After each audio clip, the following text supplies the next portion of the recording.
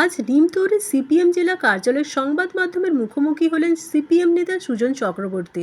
মমতা বন্দ্যোপাধ্যায় মন্তব্য করেছেন, পুরোটাই ক্ষমতা অধিকার কেড়ে নেওয়ার খেলা, দরখাস্ত করলে নাগরিকত্ব বাতিল করবে।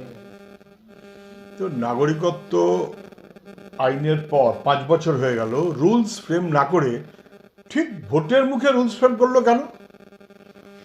ডাল মে কুছ কালা হ্যায়, এটা তো প্রতারণা। এখানে আরো একটা প্রশ্ন বলছেন যে যেহেতু কালকে রমজান শুরু হয়েছে, সেক্ষেত্রে রমজানের শুরু হওয়ার দিনেই বিজেপি চক্রান্ত করে সিএ ঘোষণা করেছে, এটাকে একটা রিজিওনাল চক্রান্ত হিসেবে দেখছেন বর্তমান সিএ? ধর্মের ভিত্তিতে নাগরিকত্ব হয় না। আমাদের দেশের সংবিধান অথবা সবাই যা বোঝেন, স্পিরিট, মূল্যবোধ যাই হোক না কেন, ধর্মের ভিত্তিতে নাগরিকত্ব হয় না। এটা আমাদের সংবিধান বিরোধী মনোভাব, এটা নিয়ে কোনো সন্দেহ নেই। কিন্তু আমি আবারও বলছি, মুখ্যমন্ত্রী এত শত কথা বলছেন কেন? মুখ্যমন্ত্রী যখন এত শত কথা বলছেন, উনি কি প্রকাশ্যে দাঁড়িয়ে ক্ষমা চাইবেন যে উদ্বাস্তু মানুষের ভোটার লিস্টের নাম অনুপ্রবেশকারী হিসেবে দাগিয়ে দিয়ে স্পিকারের মুখে ছুঁড়ে মেরেছিলেন মুখ্যমন্ত্রী? কার জানা নেই? মুখ্যমন্ত্রী তিনি ক্ষমা চান। 2003 সালের আইনে বেআইনি অনুপ্রবেশকারী শব্দটা যখন যোগ করা হয়, জন্মসূত্রে নাগরিকত্ব যখন কেড়ে নেওয়া হয়, তখন মুখ্যমন্ত্রী কেন্দ্রীয় সরকারের মন্ত্রী অটল বিহারী বাজপেয়ীর সরকার, দায় বিজেপিরও বটে, তৃণমূলেরও বটে। আবারও বলছি, মানুষ নাগরিক, তাদের নাগরিকত্বের নিঃশর্ত স্বীকৃতিপত্র চাই, আবেদন এবং নথির ভিত্তিতে নাগরিকত্ব নয়। মুখ্যমন্ত্রী আরো বলছেন, কাউকে বাংলা থেকে বিতাড়িত হতে দেব না, কেউ বঞ্চিত হলে তাকে আশ্রয় দেব। মুখ্যমন্ত্রী বলেছেন কাউকে বিতাড়িত হতে দেব না, কেউ বঞ্চিত হলে তাকে আশ্রয় দেব। আর এই মুখ্যমন্ত্রী এর আগে বলেছিলেন যে এরা সমস্ত অনুপ্রবেশকারী, যারা ভোটার লিস্টে নাম আছে তাদের নাম দেখিয়ে বলেছিলেন পার্লামেন্টে, সবাই জানেন 2005 সালে ছুঁড়ে মেরেছিলেন স্পিকারের দিকে, এরা সবাই অনুপ্রবেশকারী। ফলে মুখ্যমন্ত্রী এক এক সময় এক এক কথা বলেন। এনডিএ সরকারের শরিক হয়ে অপরাধ করেছেন যারা, তার মধ্যে মুখ্যমন্ত্রী পড়েন। আজকে বোধহয় বুঝতে পারছেন যে হাল খুব খারাপ, সেই কারণে নানান রকম ওজোর আপত্তি করছেন। আমি শুধু মনে করিয়ে দিই, কেরালার সরকার সিএ আইন যখন চালু করেছে তখন থেকে আমরা মানছি না এবং মানব না, কেরালায় চালু করব না, সোচ্চারে এই কথাটা বলার মতন সাহস দেখিয়েছে স্বাভাবিক কারণেই কেরালার সরকার। মুখ্যমন্ত্রী সব সাহস দেখাতে পারেননি, কারণ 2019 সালে যেদিন এই আইনটা পাশ করানো হয়, সেদিন ওর দলের এমপিরা বেশিরভাগ তারা কিন্তু পার্লামেন্টে বিরোধিতা করার জন্য ছিলেন না। উনি এটার পক্ষেও আছেন, বিরুদ্ধেও আছেন, যখন যেটা কাজে লাগে। অর্জুন সিং নাকি বিজেপিতে যাবার তোড়জোড় করছেন, এটা কাকে দায়ী করবেন? অর্জুন সিংকে যদি দায়ী করতে হয়, তৃণমূলকেও দায়ী করতে হবে, বিজেপিকেও দায়ী করতে হবে। তৃণমূলের অর্জুন সিং বিজেপির অর্জুন সিং হয়ে গেলেন, এবং বিজেপির হয়ে তিনি যখন দাঁড়ালেন, তখন অভিষেক ব্যানার্জি বললেন জিতলে আমি রাজনীতি ছেড়ে দেব। অর্জুন সিং জেতার পর সেই অভিষেক ব্যানার্জি হাতে পতাকা নিয়ে অর্জুন সিংকে তৃণমূলে ফিরিয়ে আনলেন।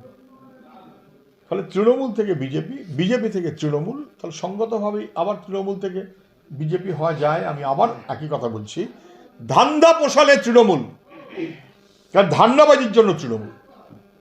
ওর এমএলএ মন্ত্রীরা বলেন না, দল না থাকলে ইনকাম হবে কি করে? ফলে ধান্দাবাজির জন্য তৃণমূল, ধান্দা না পোষালে বিজেপি, বিজেপি থেকে ধান্দা না পোষালে আবার তৃণমূল। সকালে দুপুরে একবার বিজেপি একবার তৃণমূল, সমান, দুটোরই মাথায় আরএসএস। ব্যারাকপুরের বিজেপি প্রার্থী অর্জুন সিং এর নাম এক প্রকারই সমর্থন করছেন, কি বলবেন? আমার এটা কাজ নয়, অর্জুন সিং কাকে কখন সমর্থন করবেন সেটা জানাটা আমার কাজ নয়। অর্জুন সিং এমএলএ ছিলেন যখন শুভেন্দু এমএলএ ছিলেন তৃণমূলের। অর্জুন সিং তৃণমূলের এমএলএ, শুভেন্দু তৃণমূলের মন্ত্রী, একই সাথে ছিলেন।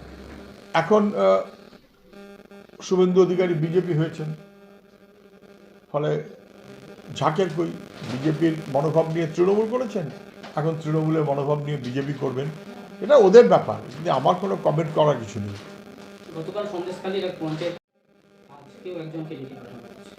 আমি গতকাল সন্দেশখালী গিয়েছিলাম। মানুষের বিভৎস রিয়াকশন, ভয়াবহ। তৃণমূলের নেতারা যে অসভ্যতা করেছে, মানুষের সঙ্গে লুট করেছে, গোটা সন্দেশখালি ফুসছে এবং পশ্চিমবাংলার জায়গায় জায়গায় এরকম সন্দেশখালি আছে।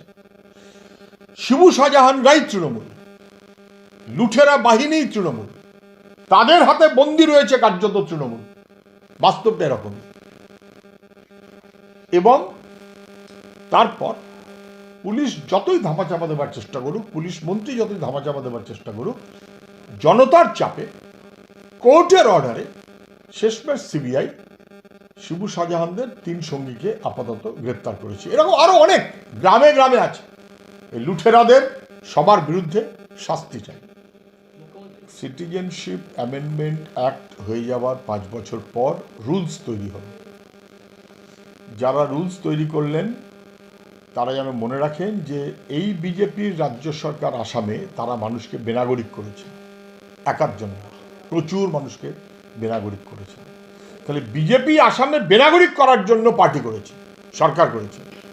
পশ্চিমবাংলায় বিজেপি উল্টো কাজ করবে কি করে? একই রকম তো মনোভাব। ফলে এটা একটা প্রতারণা, একটা জুমলা। এটা ভোটের আগে ভোট পাওয়ার জন্য একটা ব্যবস্থা। কারণ মানুষের মনোভাব তৃণমূলের প্রতিও যেমন বেঠিক, ঠিকভাবে নেই, তৃণমূলের বিরুদ্ধে, তেমন বিজেপিকেও পছন্দ করতে পারছে না। ভোটের খেলায় তখন মমতা ব্যানার্জি লাগিয়ে দিয়েছিলেন, মতুয়া ভোট পাওয়ার জন্য যা যা করতে হয় তাই করেছেন। এখন বিজেপি লাগিয়ে দিয়েছে। যেভাবে চলে আরএসএস এর এক হাতে তৃণমূল, আরেক হাতে বিজেপি, ফলে জুমলাবাজির 2 পার্টি। ফালতু লোক কোথায় কে কি বলছে, সবার সব কথার উত্তর আমি দিই নাকি? ইনসাফ যাত্রা সবাইকে মনে করতে হচ্ছে।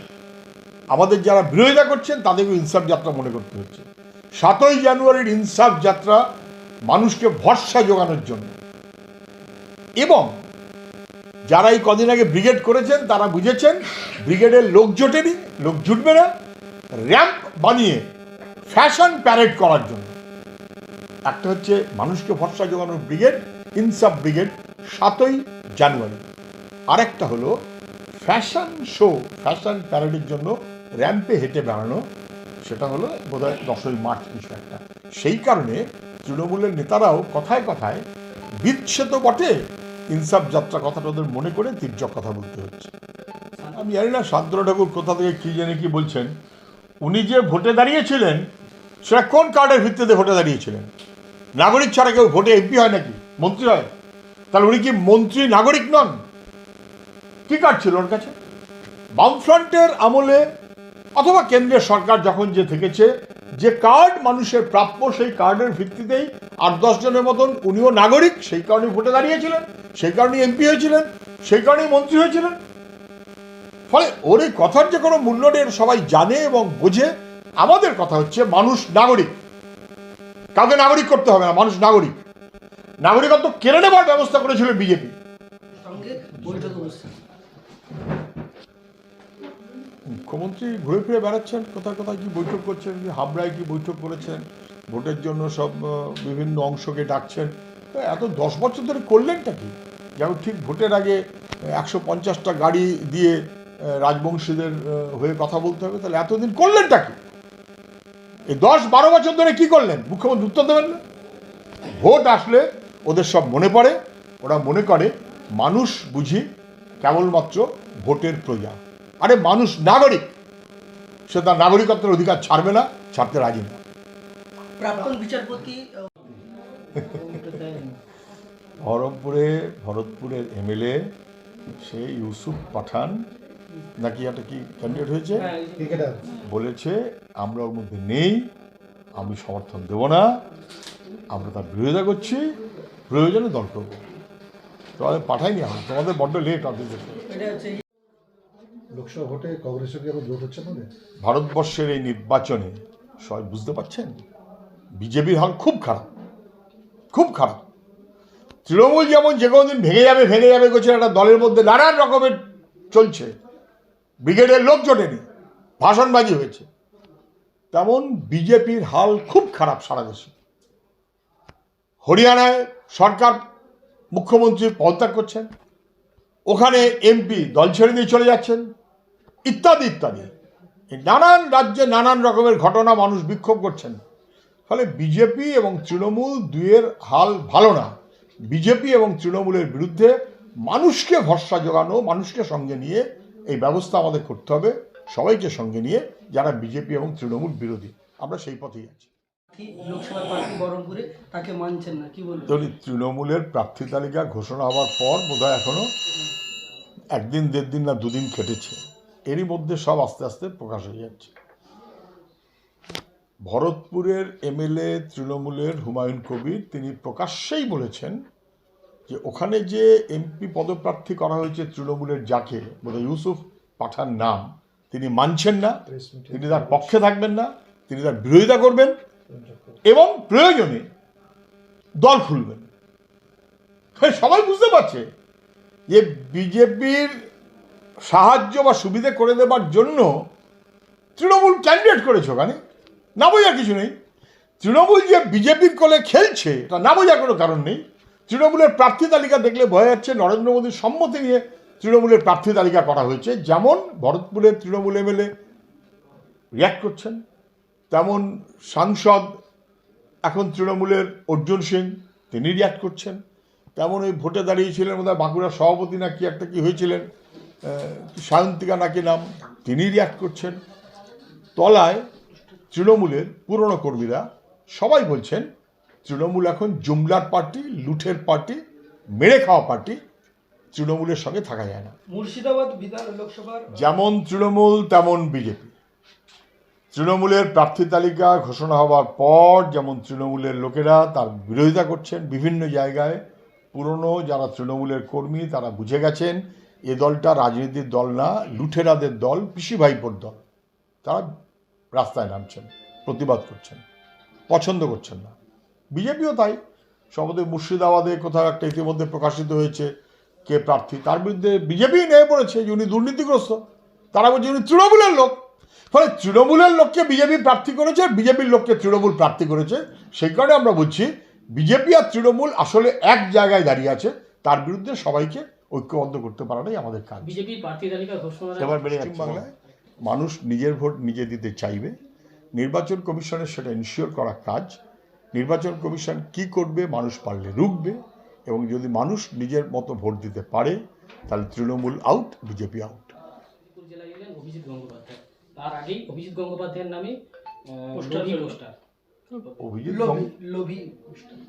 অভিজিৎ গঙ্গোপাধ্যায় বিচারপতি ছিলেন, যতক্ষণ উনি বিচারপতি ছিলেন ওর গুরুত্ব ছিল, এবং দুর্নীতির বিরুদ্ধে কতগুলো গুরুত্বপূর্ণ রায় উনি দিয়েছেন। যদিও খেয়াল রাখতে হবে এই রায় দেওয়ার ভিত্তিটা হচ্ছে আইনজীবীদের সওয়াল। যে আইনজীবীরা দুর্নীতির বিরুদ্ধে লড়াই করেছিলেন, বামপন্থী মুখ্যত বা আরও অনেকে থাকতে পারেন, তাদের সওয়ালের ওপরে দাঁড়িয়ে অভিজিৎ গঙ্গোপাধ্যায় বিচারপতি হিসেবে মানুষ ভরসা পেয়েছিল, সেইভাবেই রায় দিয়েছিলেন। যতক্ষণ উনি বিচারপতি ছিলেন ওনার গুরুত্ব ছিল।